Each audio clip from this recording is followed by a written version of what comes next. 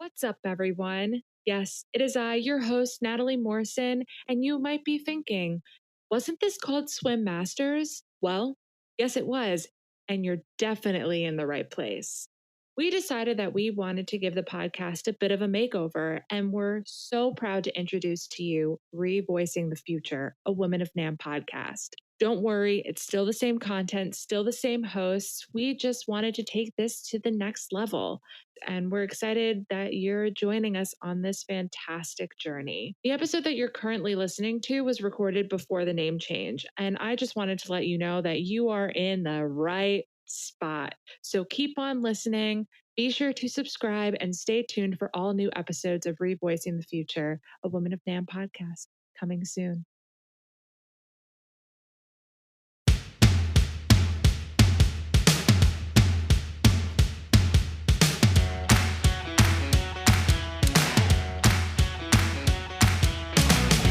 Welcome to Swim Masters, a podcast dedicated to help connect, grow, and support women in the music products industry.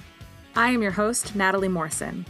The Smart Women in Music Fund was established in 2018 by Robin Walenta, Dee Dee Hyde, and Crystal Morris to expand diversity, inclusion, and support for women in the music products space. Twice a month, I will sit down and host virtual conversations with various women across our industry to help foster mentorship and growth.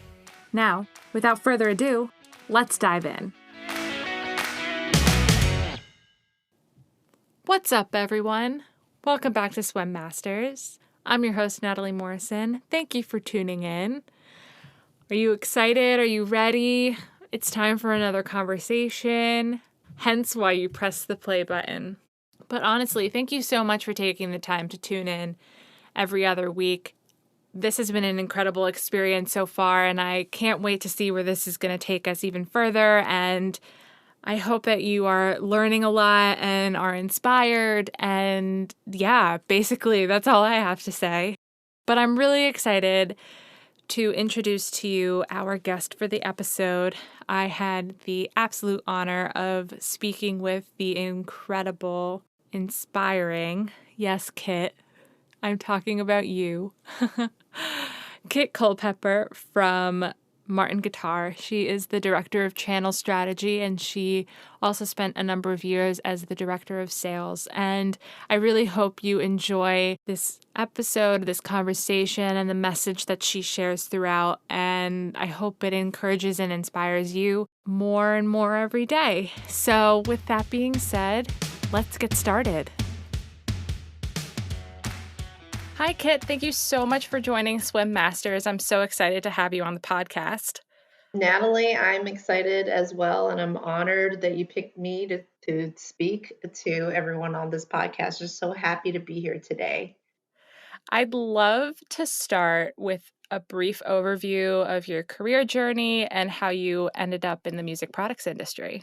Well, career-wise, I like to describe myself as that floating feather in the Forrest Gump movie that always landed where it needed to land. And I've been using this metaphor for so long that I just always got where I was supposed to be because I somehow just followed my passion and my skill set.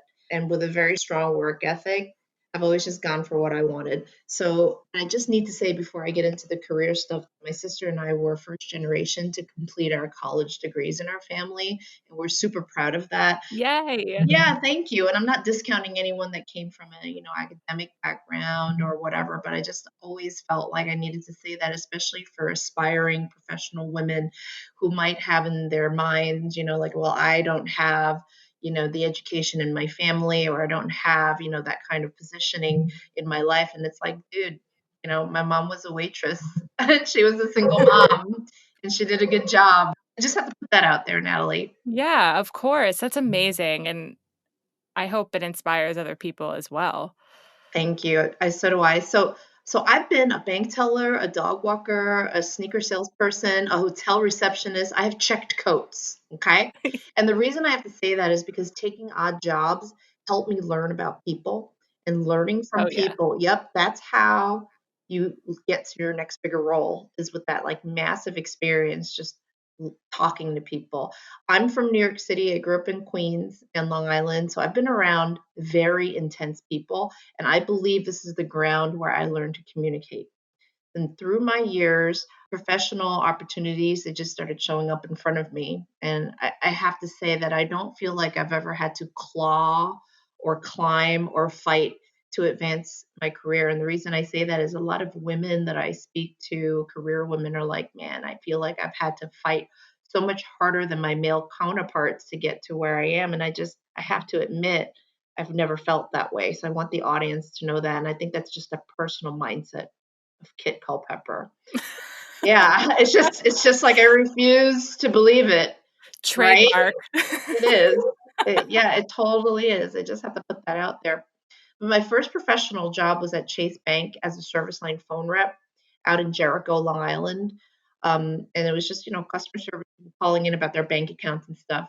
Within the first 6 months, I was turned into a job coach and promoted to handling international customers. And a year later, I was a corporate service line trainer onboarding new reps in a 3-month training program. That happened really quickly. And I think that that's kind of like the acceleration right there of who I am and where my skill set, resides and what I'm passionate about, which is training and development, watching people learn and watching people grow.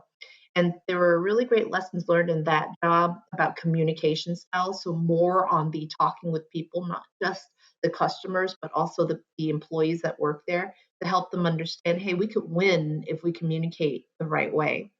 So, and also talent development. That was the beginning there. So I was with Chase for 3 years, and at that time, I was in my original band, Organic Juice. They were based out of Staten Island, and I was rehearsing 3 to 4 times a week. We were writing, recording, and gigging all the time. And I have to say, I attribute a lot of my collaboration skills to songwriting with a group of crazy musicians day in and day out. Try doing that. You are a musician, so you know what I'm talking about. Oh, I'm yeah. in an original band. You need to work really closely together. Try, fail, listen, execute, fail, play it live, fail, fail. Did I say fail? Oh yeah, let's just completely write that song, and that kind of a thing. And I think that being in a band taught me so much, and that led to my professional career. So because I was in a band, I needed to get a job out of Long Island. I needed to leave Long Island. I needed to be closer to Manhattan because that's where we gigged a lot and we practiced a lot in Manhattan. So I looked Yeah. in the Village Voice, and that was way before, we were online with Monster.com and Career Builder. I looked in the Village Voice for any job that would get me into New York City, and I found an outside sales rep position with a Fortune 100 consumer packaged goods company called RJ Reynolds. And that company gave me a car. They gave me a company car in a New York City territory, and I ruled this job. So it was kind of like, oh my goodness, give me a dashboard with numbers on it and tell me the share of market in this territory and what my job is to grow the share of market. And I'll measure myself on a day-to-day, weekly, monthly, quarterly, and annual basis. Yeah, I was all over it. So here I am, this brand new person with a company car, measuring my success. I blew up within a year. I was recognized as a top performer, and I was already doing hip coaching and training with new reps. And then I was officially promoted to corporate trainer within 2 years of that job, and I was training new reps from all walks of life on a 3-month hip to hip program. And a lot of times, the folks that came out of that I got to train, they were college kids that were just first job kind of a thing. So I was able to watch them grow and really open their eyes to communication styles. And I taught a few of them how to parallel park their car. Wow. um, In the city? Yeah, in the city while eating a sandwich and talking our big giant cell phones, those big block cell phones. Wow. So I was with RJ Reynolds for I would say about 5 years, and then I joined another company that was becoming a subsidiary company of them, based out of Santa Fe, New Mexico, called Santa Fe Natural. In this company, I joined them as regional director of sales in charge of a Boston, New York City, and a Philly sales team. So talk about accents and eye rolls and neck rolls. I know all about that. Okay. And I was managing managers at that point. Um, and those managers had territory reps under them. So I was managing, recruitment, training, and helping build up territories. I was with this company for about 7 years, and I'm proud to say that I helped them move to a much larger sales organization in the time I was there. When I joined the company, they were worth $385 million. And when I left shortly after, they became $1 billion company. I'm very, very proud of this. I believe my work there in talent development was a big part. Then finally, I was promoted from there back into the parent company called RAI as senior manager of training and development. I want to emphasize that I went from director, I took a role of senior management training and development. And that job oversaw the professional development and training of about 3,000 outside sales reps amongst a group of training peers of mine. For that job, I took a downgrade in my position name, but an upgrade in pay. And I realized how it looked on the outside. On the outside, it might be like, oh, she went down from a director. Now I'm a senior manager. Well, in a Fortune 500 company, not everybody's a director and a VP. Right. So I was in succession to be much, much more for this company, which is why they bought my house and moved me to North Carolina. And for this job, I traveled so much all over the country, managing, conducting large scale training and certification events all over the US. I was only home 1 day a week to do laundry. And I really miss my family. I learned the hard lesson, and I needed that lesson, that being away from my now husband, Steve, and my family was not healthy for me. I gained 30 pounds, and all I did was like eat junk food and like watch Little House on the Prairie on the one Sunday I was off. And then I would be on an airplane again Monday, wherever I was going to do. This is how I stumbled upon Martin Guitar. Steve and I made a pact. He was living in Pennsylvania and I was living in North Carolina. And we said, whoever finds a job first moves to that region of the country. And I found 3 amazing jobs: Santa Fe Pasteur, Coca-Cola Company, and the Martin Guitar Company. And I interviewed very, very rigorously for all 3 jobs. Coca-Cola and Martin Guitar made me an offer where Santa Fe passed for an inside person, but we were very close.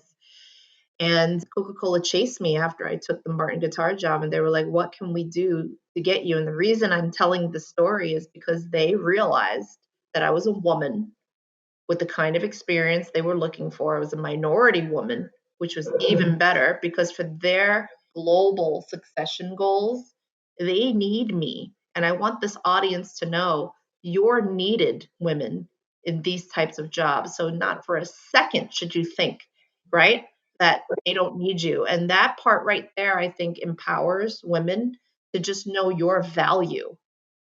Okay? They want you, so act like it. Okay? So with that said, I picked Martin Guitar, and let me tell you, Chris and Diane Martin, they're true leaders in diversity leadership. That's why I picked them.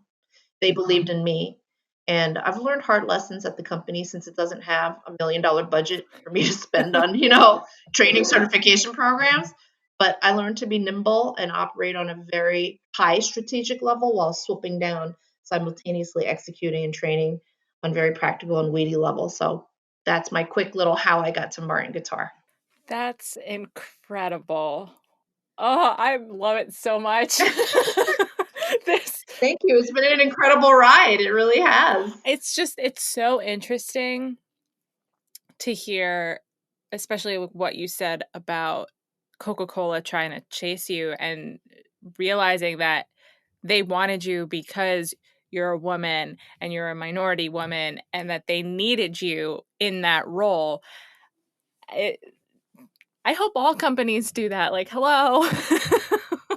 Well, there's the whole they need you, and then there's the needle in the haystack. Of course, they want a woman, but they need to find the right woman. Yeah. So if you are a woman and you are talented and you have a good resume, you have a pretty good shot Yeah. of being in really good positions. And for your personal succession, some of these, especially the larger companies, have laws that hold them accountable to do it. So Right. it's actually in your favor if you play it right and you communicate correctly. Yeah. You couldn't have said it any better. So now we've gotten to Martin Guitar. You've had about 2 roles there. director of sales and now director of channel strategy. I'd love for you to talk about those two roles and the differences between the two and just, your journey at Martin. Absolutely. Well, the two roles, the director of sales, I saw the opportunity to stand out at Martin Guitar and affect meaningful change at Martin. And I led a group of district sales managers. And I'll have you know, I introduced the first female district sales manager in early 2019, which is huge, for our company. Wow. Yes. Teresa Hoffman, and she rules. She just rocks, and she's just killing the job right now. And I'm super proud of her. I'm super proud of the whole team, but I feel really honored to have introduced the first female district sales manager to Martin Guitar. Yes. But when I joined the company, my DSMs were all men, some of which had been with the company and industry for decades, and my customers were 99% men. But I'll tell you, I learned so much from them. I have so much respect for what they know and the caliber of talent. We laugh a lot on this team. So I never had a thought that they would be less respectful to me because I was a woman. I only worried that they thought, is she a knucklehead and not experienced enough here? But very quickly they saw my work ethic and they saw I could get things done to improve their work life in sales. The job that I'm in now is director of channel strategy and programs. That was a newly created, much needed position. The organization, my boss, Mitchell Noman, saw way before COVID hit that our entire organization needed to be focused on the consumer and on the consumer shopping habits. And those shopping habits vary from consumer to consumer. My job is to help organize our channels and programs to be sure our consumers from all walks of life, male, female, however you like to shop, online, in the store, chat, phone, email, whatever you like to do, are able to access and engage with the Martin brand as delightfully as possible, as pain-free as possible. And so I got to tell you, the whole getting work done through others thing is still key here. My project management, it's mostly project management now, and that's totally my thing. So those are the two positions at Martin Guitar. That's awesome. As a female leader in a male-dominated industry, what did you learn from that experience? It's such a great question. I love answering this question. Anyone that knows me well, and Natalie, we're going to know each other well because we're going to have coffee soon and you're coming to the Martin factory. Yeah. Yes. Anyone that knows me knows what I'm about to say on this topic. Okay. I've really never felt lesser as a woman in a male dominated industry. And because I have this, I think it's my own rose colored glasses, and my mindset about the whole thing is if you feel like a victim of discrimination, you may likely act like it. Okay. And when you act like it, you attract more of that undesirable stuff into your day to day. So I'm not saying that discrimination doesn't exist or that unfair treatment doesn't exist. All I'm saying is don't make it your daily mantra because your personal mindset is everything to your career path. People don't want a victim to lead their company. They want to hire people, women with personal leadership. And they're looking for people with resilience and perseverance. And so I see, in my opinion, opportunity as a minority woman in the industry. I have indeed met people in this industry, men specifically, that are disrespectful, rude, and condescending. But I think that they're just that way to everybody. A jerk is a jerk, right? That's A true. jerk is a jerk. And they're probably, the worst part is that they're that way to themselves. That's the saddest part, is the way people conduct themselves is usually to others. It's just a mirror of themselves. So if you talk to somebody and you feel kind of slimy afterwards, I'm kind of like, that poor person must be so hard on himself, right? To be like that. So I don't think it's just to women. I feel lucky that I have been just involved working with some of the most talented, gracious, and knowledgeable professionals I've ever worked with in my life in this industry. They're quirky. Some of them are downright nuts. But I would do that any day over selling insurance. I mean, this industry is great. It's never dull. Never a dull moment. And so as a female leader in a male dominated industry, I see nothing but opportunities for us. to be truly us, to be women and not be a man. Don't be a Yeah. man, be a woman. It's a beautiful thing. Yes. We have a perspective nobody else does. And that's all I have to say about that. I love it. I love it so much. So pivoting from that, with such a demanding job, how do you maintain a work-life balance? Do you have any tips that have worked for you? Because I know you mentioned in your first answer that you noticed when you were in North Carolina that being away from family wasn't good for you. So, yeah, you're touching on things that are really important, I think. They are, and that sad, dark period of my life helped so much pave my way after that. And I still didn't really listen that clearly. I needed another kick in the butt. And with you, I'm shaking my finger at you right now, because I know you had your last meeting, went through probably past 6 o'clock. And, me and you are on here at 7 p.m., at 7:30 now talking. And, why? Because we love it. We Exactly. love what we do. We love what we do. But somehow in there, we still need to draw the line, right? Of cutting off work Yep. and getting back with self-care. Self-care was a huge topic that came up during the inaugural swim meet in March of 2020 with the group of women these amazing women that we work with. And here's a tip, and it's a very important tip here. Okay. You, Natalie, me, Kit, okay. All of you women listening right now, you come first. Self care is essential to grow your career. The reason this is important is because you will earn more respect from others when they see that you love and respect yourself. When they see a person who is disheveled and overworked, right? And just like cranky, right?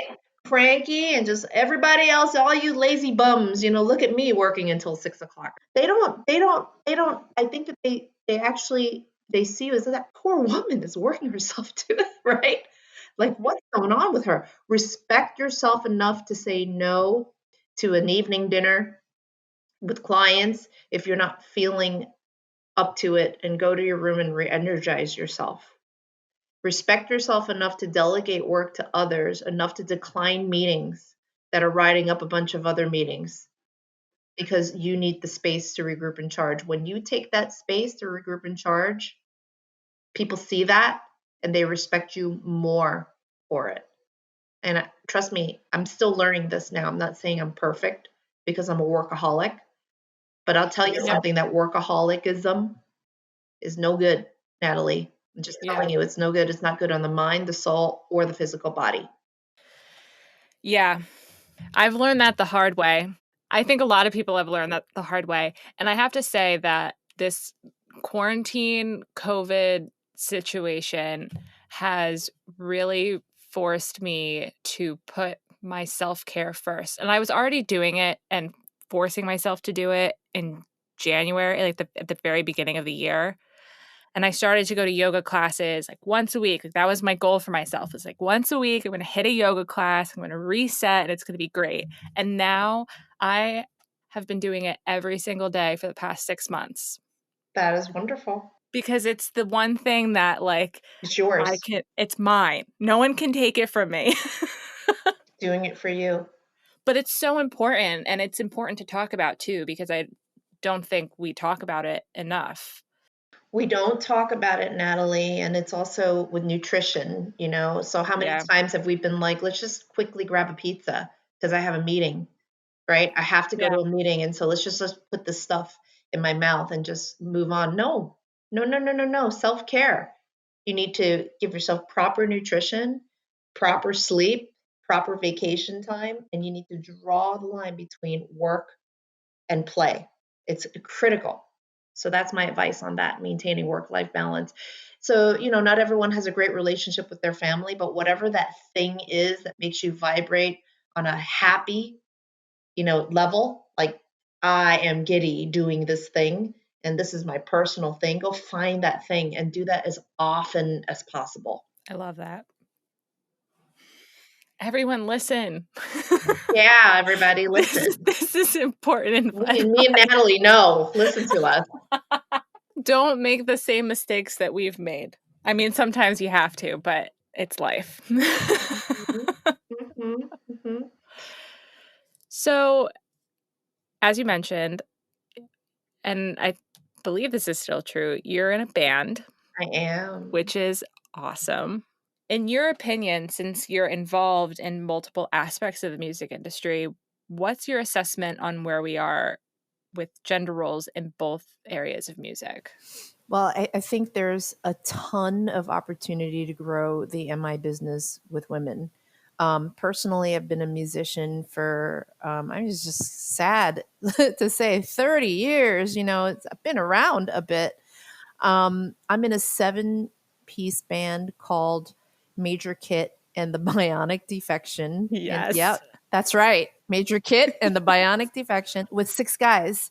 And I have 2 guitarists and a keyboard player. They're all from Martin. That's John, Dave, and Rory. And our sax player, Matt Truscott, Dan Evans on bass, and my husband, Steve, is on drums. And I'm in the music scene. Yeah, I'm in the music scene. And there are women all over the place playing music, writing music, producing, recording, live performing. I was in a band before this band called Pulp Flannel. We were doing 90s rock, and it was like a really fun thing to have a female doing all the Soundgarden and Alice in Chains and STP stuff. That was all me. And, and when I got out there playing, there are tons of women out there performing. So I think from a business standpoint, from the key retailer side of things, I think our retailers have done just an amazing job of making women comfortable in their stores. And they've adapted much more friendly selling styles, because I still remember in the late 90s walking into music stores and being really turned off by the attitude of some of the male salespeople. Is like, oh, she's a woman, she can't be that good, at this. And imagine how much business they lost just from having that attitude. And it's wildly different now. It's just and this gives me a lot of hope, because I think that there's like Dee Dee and Robin on the swim team, and of course Crystal. I mean, they represent big pieces of the pie here, and that's the goal of swim, is to get more women in the business, in the advertisements. We want to see more ads depicting confident women playing their instruments, singing, producing, whatever it is, violin, drums, electric guitar. The more diversity in these ads, the better for our businesses. Yeah, I couldn't agree with you more. We want future musicians or anyone who wants to work in this industry to actually be able to see themselves. And it's important that everyone is represented. I think we're all going in the right direction. It's just, I think it was Dee Dee who pointed out during the inaugural swim event that a mere 3% of us, Natalie, in my business are in these type of C-suite management type director executive roles. And so the goal here is to, promote from within, I should say, our circle of MI peers, you and I and everyone else that is going to rise from rep to manager and manager to director to senior director to VP and president. We're on our way. I really believe this. That's awesome. And I'm excited to see just the industry push forward in this much needed direction, because it's only going to help everyone. What advice do you have for women looking to move their way up in the industry? I have a couple of pointers. So, advice. I would say you're going to get great coaching from your bosses and from your peers, and sometimes from the folks that report to you. And then from time to time, you may get some not so great coaching in your career. But people that know me hear me say this: all feedback is a gift, even when the feedback is negative. Accept the feedback, because it doesn't mean they were right, but the person that gave you this feedback just also gave you perspective on how they see you, and that is golden information. So that is like key. I really want the audience to hear me, because a lot of times coaching is kind of funky. Some people are like, well, they have no right to criticize me. I do better in this. Why are they criticizing me? And it's just like, don't listen that way. When I'm listening to feedback, I'm like, oh, this person's about to tell me how they see me. That's how I listen to it. And then when they say nice things, I'm like, and they're right. But when they say something that, I'm all joking here, but when they say something that I don't like, that's when I really lean in to listen. And that's when I start asking questions because it's golden information. So in reflection in the past, I would sometimes get feedback during a performance review or something. And I was told things like, and now I'm really going to share something deeply with you. Okay. So when I was told things like, to grow and to really move up in your career, Kit, you need to be more high level, more strategic, more executive in your presence, because you spend a lot of time, naturally, you spend a lot of time in the weeds Yeah. because of your job, right? But you need to be more analytical. You're a really great leader of people, but you're kind of weak in the area of analysis. This is an example I'm giving you of a typical Kit performance review. So then in my head, I leave that performance review like, thank you, all feedback is a gift. But somehow I carry home a thought about myself, which is, oh, they're looking for someone more analytical, and I'm not analytical enough to be a leader. And I may have somehow punished myself in my past thoughts and emotions when I heard this feedback, and somehow it logged unconsciously in my brain. And I say to me now, Kit version 2.0, you know what, Kit, that feedback was totally subjective. Why did you internalize it? How on earth can you say you're not a good leader because I wasn't analytical enough? Really? Oprah Winfrey hated spreadsheets. If you read about her, she's the last person you want to talk analytics with, but she was a highly engaging spokesperson, which is why she's worth billions and billions of dollars and highly sought out. She never said to herself, well, I'm just not analytical enough to be successful. So I share that story with you guys as advice about coaching. Yes. I love that. Thank you. I'm thinking about it now because it just resonated. So We want people to validate us. So when we sit down with our boss or someone that's about to coach us, we want them to just pour all these accolades on us. Who doesn't like that? That feels really good. All I'm trying to say is when you get feedback that's not so great, consider it a gift and don't internalize it. yeah, no, you're absolutely right. Thank you. So for our final question, what do you consider as key attributes for any successful career? I know that's a little broad, but It's a great question, and it is very broad, but I'll try to make it as succinct as possible. And I'm going to try to make this specific to women, although many men will benefit from hearing this. But key attributes are personal leadership, taking full accountability for what you need to do. You have to have a level of influence and credibility with people. You have to have a very strong confidence about yourself. And you need to know how to develop talent, because at the end of the day, you can't do it alone. It takes a village. And, I personally believe in honing on people's strengths. A lot of people focus on their weaknesses. You build up the weaknesses, but I'm just like, God's gift to you. You were born with this talent. Let's milk that talent and get you in a job that you're good at. Okay. But here's the part I really want people to hear. Okay. Especially for women, because I think a lot of women fall into this problem as a key attribute. Women need to be able to demonstrate that they can be a critical, high level strategic thinker more. Okay. So oftentimes we get started in our careers and we're in these kind of execution type jobs, running teams, budgeting, all this day to day stuff that's really important to the business. Business is like, great job, Natalie and Kit. Man, you are just an execution machine, aren't you?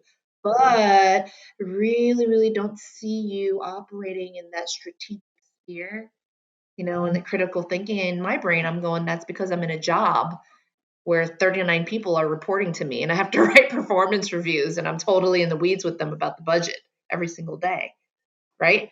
But it's a key attribute that is desired from any executive level folks that are looking to promote from within and to move up. And so we need to be able to swoop from critical thinking to execution and to do it. I believe in many cases, talented women get labeled good at execution, but needs help in strategy because because their bosses or the executive members that are watching them, this is all they see of them. So if you get too comfy there and you don't take advantage of showing your strategic thinking in front of the right people at the right time, you can fall into that pit. So you need to be very conscious and opportunistic about this opportunity. Does that make sense, Natalie? Oh, yeah. Yeah, that resonates with me a lot. I have to take that piece of advice. Yeah, yeah, yeah. Well, I think that, after leaving the swim summit with the group of women, we talked a lot about this, which is how do you move into C-suite jobs, right? You don't Yeah. just, just like these are the building blocks of them. And so I've been at the crossroads of these jobs. And, I'm the director right now of channel strategy and programs. It's a very, very, very, very great position. I spend the rest of my life in this position. And quite frankly, between me and you, I'd be a janitor at Martin Guitar. Okay. Yeah. Yeah. Anything to stay at Martin Guitar. But I'm in a relatively high level job operating strategically with the rest of the team. And do I have a desire to move up into C suite? I absolutely do. So I've gotten this coaching before. So it's coming from a very real place. What I'm trying to tell the audience here is balance showcasing yourself, showcase that critical thinking and that strategic thinking and all those skills that they need you to have in order to be considered for those type of jobs. Even when you're in an execution oriented job, you need to be opportunistic about it. Find yourself opportunities where you can demonstrate that you are that person. Well, Kit, thank you so much. I think everything that you have said will resonate with so many people, and your words are extremely inspiring. And I just thank you again for taking the time to join us and telling your story and showing our audience that they can be who they want to be. And I'll tell you what, Natalie, I do have a closing comment for folks and women and anybody, in business about manifesting success.